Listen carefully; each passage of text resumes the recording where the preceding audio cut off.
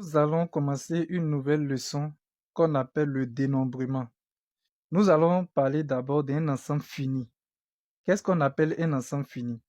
On appelle ensemble fini un ensemble dont le nombre d'éléments est fini. Ça veut dire que vous pouvez connaître le nombre d'éléments qui se trouvent dans l'ensemble. Je prends un exemple.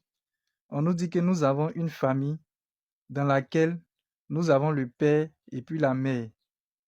Et les deux ont fait 3 enfants. Si on vous demande quel est le nombre total de personnes qui se trouvent dans la famille, vous allez me dire 5. Le père et la mère. Le père et la mère, ça fait 2 personnes. Les 3 enfants, ça fait 3 personnes. Donc on fait 2 plus 3, ça fait 5. Vous voyez que c'est fini. On connaît le nombre de personnes dans la famille. Donc on va dire que l'ensemble des membres de la famille est un ensemble fini. Je vais donner un autre exemple. L'ensemble des élèves d'une classe de première D. Par exemple, vous êtes en première D, on dit que vous êtes 47. Donc, ça veut dire que l'ensemble des élèves de votre classe là est 47. 47, c'est un nombre fini. On connaît exactement le nombre d'élèves dans la classe. Maintenant, lorsqu'un ensemble possède une infinité d'éléments, on dit que cet ensemble est infini. Vous pouvez avoir des ensembles où vous ne savez pas exactement le nombre d'éléments qui sont dans l'ensemble. Quand c'est comme cela, on dit que l'ensemble est infini. Je vais vous donner un exemple. Donc, on va donner un exemple. L'ensemble des nombres entiers naturels, grand N, est infini. Maintenant, pourquoi l'ensemble des nombres entiers naturels est infini? L'ensemble des nombres entiers naturels, comme vous le savez, cela commence par 0. Nous avons 0. Après 0, nous avons 1. Après 1, nous avons 2. Après 2, nous avons 3. Maintenant, normalement, on doit continuer à compter. On va dire 4, 5, 6, 7, 8. Vous voyez qu'on ne va jamais finir de compter. Donc, le nombre d'éléments qui se trouvent dans l'ensemble des nombres entiers naturels est infini. On ne sait pas où ça se termine. Donc, on va dire que grand N est un ensemble infini. OK. Maintenant, tout à l'heure, je vous ai donné l'exemple d'une famille où il y avait 5 personnes. Vous voyez, quand un ensemble est fini là, et puis on connaît le nombre d'éléments qui se trouvent à l'intérieur, le nombre d'éléments qui se trouvent à l'intérieur de l'ensemble fini là est appelé le cardinal de cet ensemble. Donc, nous allons voir la définition du cardinal d'un ensemble fini. On appelle cardinal, c'est un nouveau mot, d'un ensemble fini, le nombre d'éléments de cet ensemble. Ça veut dire il y a combien d'éléments dans l'ensemble. Si on dit dans une famille, il y a 10 personnes, c'est que le cardinal de cette famille-là est égal à 10. Si on dit par exemple, en Côte d'Ivoire, il y a 32 millions d'habitants, c'est que le cardinal de la Côte d'Ivoire est 32 millions. Donc, le cardinal d'un ensemble fini, E, se note card de E. On écrit comme ça. C-A-R-D, et puis on met en parenthèse E. Souvent, on ne met pas la parenthèse. Donc, c'est le cardinal de l'ensemble fini E. Maintenant, si l'ensemble E a n éléments, ça veut dire par exemple si l'ensemble E a 10 éléments, alors on va dire cardinal de E est égal à 10. Mais ici, on a dit n éléments. N là, ça va devenir un nombre. Hein.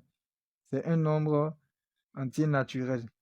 Donc, si l'ensemble E a n éléments, alors cardinal de E est égal à n. Nous allons faire un exemple pour que vous compreniez mieux. Donc, voici un exemple. On donne les ensembles A et B suivants. Voici l'ensemble A. On a mis accolade et on a donné des nombres qui sont à l'intérieur. Et l'ensemble B. Regardez l'ensemble B. Hein. On a mis 2 accolades et à l'intérieur, vous voyez, on n'a rien mis. C'est pas une omission, on a rien mis effectivement. On dit de déterminer le cardinal de A, puis le cardinal de B. Ça veut dire qu'il faut déterminer le nombre d'éléments que contient A. Donc, pour écrire cardinal de A, on va écrire card de A. Donc, on écrit card et on met A. Maintenant, on va voir card de A est égal à combien. On va voir le cardinal de A est égal à combien. Il suffit juste d'aller compter le nombre d'éléments qui se trouvent dans l'ensemble A. Donc, voici l'ensemble A ici. On va compter les éléments ensemble. Nous avons un élément, 2 éléments, 3 éléments, 4 éléments, 5 éléments, 6 éléments, 7 éléments. Donc, l'ensemble A contient 7 éléments. Donc, cardinal de A est égal à 7. Maintenant, nous allons trouver maintenant le cardinal de B. Donc, je vais écrire card de B égale. Je regarde dans l'ensemble B. Regardez ici, dans l'ensemble B. Est-ce que vous voyez un élément? On ne voit aucun élément. Donc ici, on va dire cardinal de B est égal à 0. Il ne possède aucun élément. Cardinal de B est égal à 0. Maintenant, je voulais vous faire une remarque. Cet ensemble-là, qui ne contient aucun élément là, en mathématiques, il est appelé ensemble vide. Donc ça, c'est l'ensemble vide. Vous voyez qu'il est vide, ne contient aucun élément. Ensemble vide. Donc, si vous voyez qu'on met 2 accolades et on ne met rien à l'intérieur, c'est que cet ensemble est appelé ensemble vide. Maintenant, il y a une autre façon de noter l'ensemble vide. Ce n'est pas forcé de mettre accolade et puis on ne met rien à l'intérieur. On peut noter l'ensemble vide comme ça. Retenez bien, hein, l'ensemble vide, on fait un 0 et on le barre comme ça. Si vous voyez cette écriture-là, ça signifie ensemble vide. L'ensemble vide ne contient aucun élément. Donc, par exemple, si on vous dit cardinal de l'ensemble vide, on fait comme ça. Cardinal de l'ensemble vide, ça donne 0. Parce que l'ensemble vide ne contient aucun élément. Maintenant, nous allons parler de la réunion de 2 ensembles. Définition. Soit A et B, 2 ensembles finis. On appelle réunion de A et B l'ensemble des éléments qui appartiennent à A ou à B. Ça veut dire quoi? Quand on dit réunion de 2 ensembles, là, vous allez prendre l'ensemble des éléments qui sont dans A ou bien les éléments qui sont dans B. Au fait, vous allez prendre tous les éléments que vous voyez dans A et dans B. Mais on ne prend pas un élément plusieurs fois. Si un élément se trouve dans A et puis il est encore dans B, vous ne le prenez qu'une seule fois. Mais on doit prendre tous les éléments. Moi, je dis aux élèves que la réunion, là, pensez à une réunion. Quand on dit, par exemple, il y a une réunion de famille, là. Normalement, tout le monde doit être là. Tout le monde, sans exception. On ne trie pas de personne. Donc, quand on dit réunion, pensez à ça. Tout le monde doit être là. Tout le monde doit être présent à une réunion. Donc, quand on dit réunion de 2 ensembles, on va prendre tous les éléments qui sont dans les différents ensembles. Sans exception. On ne laisse personne. Donc, on va voir la notation. La réunion de 2 ensembles A, B, on va noter ça. A, et puis on met U, et puis on met B. Le U là, ça signifie que c'est la réunion de A et puis de B. Maintenant, comment on lit? On lit cela A, union B. C'est simple, hein? Union là, vous voyez que ça commence par U, non? Donc, on met grand U ici pour dire union, réunion, vous voyez, non?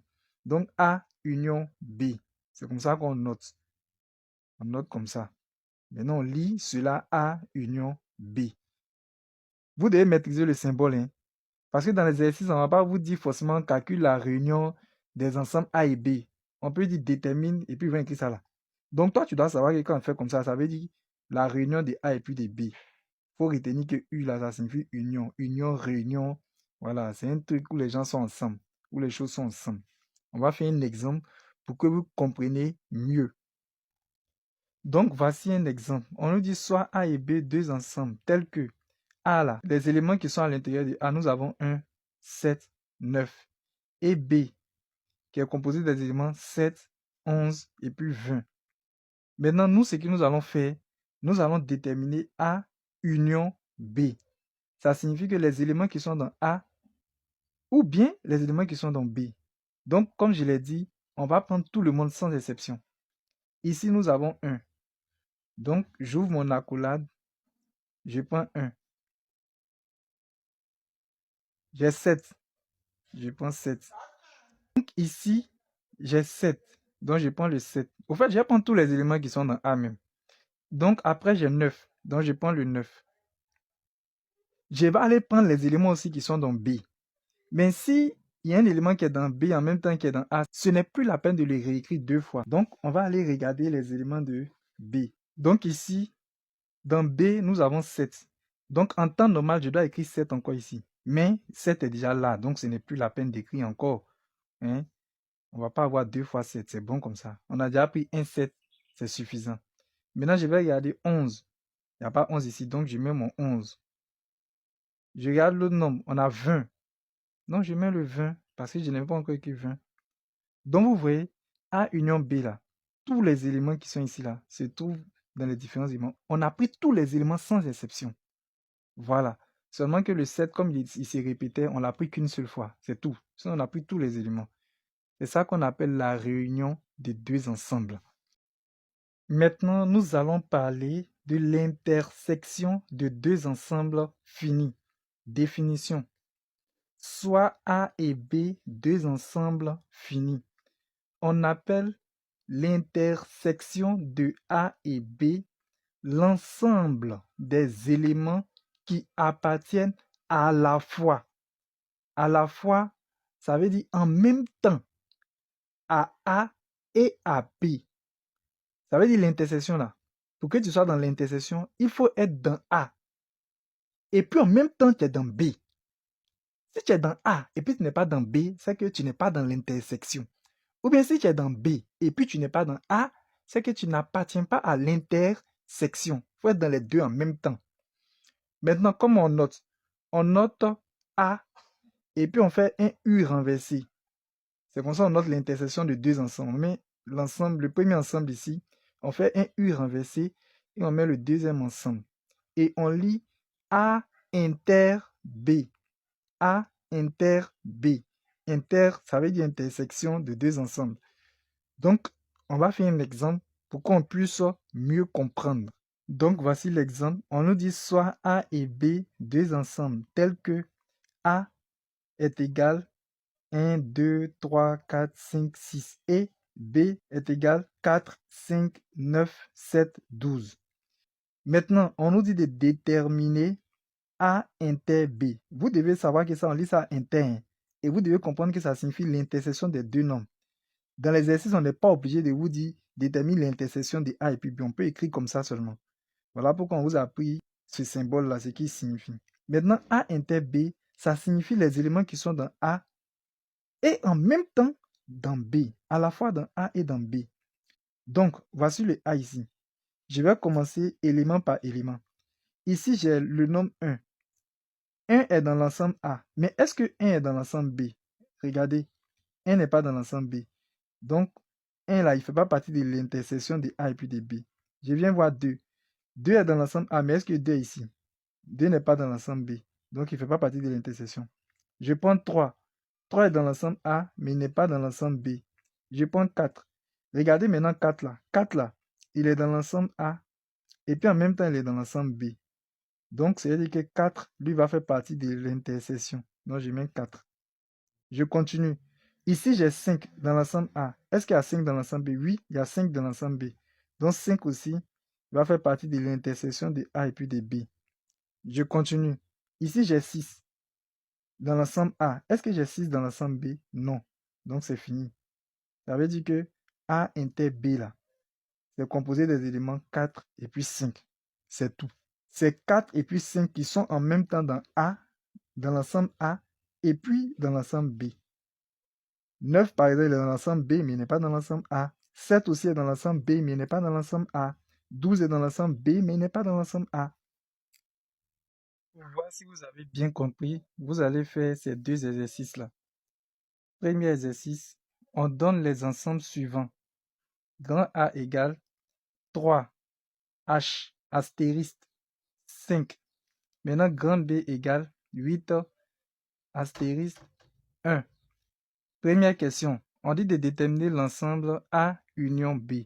Donc, vous écrivez A union B, vous donnez l'ensemble. Voici A, voici B. Deuxième question. Détermine l'ensemble A inter B. Donc, vous écrivez A inter B et vous déterminez l'ensemble. C'est le même A et le même B qu'on utilise. Exercice 2. On dit on considère l'ensemble G des diviseurs entiers naturels de 18. et l'ensemble H des diviseurs entiers naturels de 35. Maintenant, on demande de déterminer l'ensemble G inter H. Cet exercice, je vais vous expliquer un peu comment vous allez procéder. Donc, pour faire cet exercice, d'abord, vous allez chercher à savoir G les composés de quel élément. Vous allez chercher tous les diviseurs entiers naturels de 18. Donc, vous allez écrire d'abord G égale, vous mettez accolade, vous cherchez les diviseurs de 18. Par exemple, un diviseur de 18, il y a 1. Au fait, vous allez réfléchir, 18 là, quel nombre entier naturel fois quel nombre entier naturel donne 18? Par exemple, 1 fois 18, ça fait 18. Donc, ça veut dire que 1 et puis 18 sont des diviseurs entiers de 18. Vous réfléchissez encore, est-ce qu'il y a 2 fois un nombre qui donne 18? Par exemple, 2 fois 9 donne 18. Donc, 2 et puis 9 sont des diviseurs entiers de 18. Donc, vous allez faire comme ça. Vous allez réfléchir, est-ce qu'il y a 3 fois un nombre qui donne 18? Donc, vous allez trouver tous les diviseurs de 18. Donc, vous allez mettre ça dans l'ensemble G. Après, vous allez écrire H. Maintenant, quand vous allez écrire H, H, ce sont les diviseurs entiers naturels de 35. Donc, vous allez chercher tous les diviseurs entiers naturels de 35. Pour trouver cela, vous allez voir quel nombre entier naturel fois quel nombre entier naturel donne 35. Par exemple, 1 fois 35 donne 35. Donc, 1 et puis 35 sont des diviseurs entiers naturels de 35. Vous essayez de voir, est-ce que 2 fois un nombre donne 35? Il n'y en a pas. Mais par exemple, 35, c'est 5 fois 7. 5 fois 7 aussi donne 35. Donc, c'est dit que 7 et puis 5 sont des diviseurs entiers naturels de 35. Donc, vous allez trouver tous les diviseurs comme ça. Maintenant, quand vous avez fini de trouver le G, qui sont les diviseurs de 18, et puis le H, qui sont les diviseurs de 35, vous allez faire leur intersection. Moi, c'est Monsieur Soumaro. Voici mon numéro WhatsApp. Pour tous ceux qui veulent intégrer mon groupe WhatsApp ou qui veulent avoir un suivi particulier, écrivez-moi sur mon numéro WhatsApp qui se trouve ici. S'il vous plaît, lorsque vous allez m'écrire, vous me donnez votre nom, vous me donnez votre classe et vous me dites la raison pour laquelle vous m'avez écrit. C'est-à-dire, vous me dites pourquoi vous m'avez écrit. Si vous m'avez écrit pour comprendre quelque chose, si vous m'avez écrit pour intégrer mon groupe WhatsApp, vous le dites. Maintenant, en plus de cela, je vais vous demander de faire quelque chose pour moi. J'ai une chaîne YouTube. Donc, vous pouvez partir sur ma chaîne YouTube. Vous tapez sur YouTube Max, comme c'est écrit avec S.Facile94. Lorsque vous allez taper cela, vous allez voir ma photo, vous vous abonnez. Vous allez voir le mot abonner, vous vous abonnez. Et cela va me permettre, va me donner le courage de pouvoir continuer les vidéos. Je vous remercie. N'oubliez pas de vous abonner aussi, de liker la vidéo, de la partager et de la mettre en favori. Pour toutes vos questions, veuillez les poser dans les commentaires. Merci.